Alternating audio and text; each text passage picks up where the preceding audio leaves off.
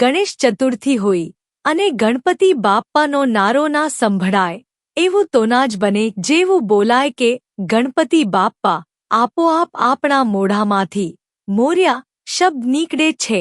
મિત્રો, આપ જોઈ રહ્યા છો ઇન્ક્રેડિબલ એપિક્સ અને આજે આપણે જાણીશું કે ગણપતિ બાપ્પા મોર્યાના નારાની શરૂઆત ક્યારથી થઈ. મંગલમૂર્તિ મોર્યા શબ્દમાં પણ એક ભક્ત અને ભગવાનની રસપ્રદ વાર્તા છે. મહારાષ્ટ્રના પુણેથી 21 કિલોમીટર દૂર ચિંચવાડના એક દૂરના ગામમાં એક એવા સંતનો જન્મ થયો જેમની ભક્તિ અને શ્રદ્ધાએ એવી વાર્તા લખી જેના પછી તેમના નામ સાથે ગણપતિનું નામ પણ જોડાઈ ગયું. આ સંત 15મી સદીમાં રહેતા હતા જેનું નામ મોર્યા ગોસાવી હતું. એવું કહેવાય છે કે મોર્યા ગોસાવીનો જન્મ ભગવાન ગણેશના આશીર્વાદથી થયો હતો અને મોર્યા ગોસાવી પણ તેમના માતા પિતાની જેમ ભગવાન ગણેશની પૂજા કરતા હતા.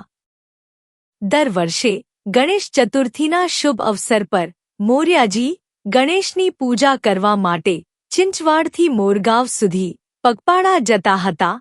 કહેવાય છે કે મોર્યા ગોસાવીની વધતી ઉંમરને કારણે એક દિવસ ભગવાન ગણેશ સ્વયં તેમના સપનામાં આવ્યા અને તેમને કહ્યું કે તેમની મૂર્તિ નદીમાંથી મળી જશે. એવું જ થયું. નદીમાં સ્નાન કરતી વખતે મોર્યાજીને ભગવાન ગણેશની મૂર્તિ મળી.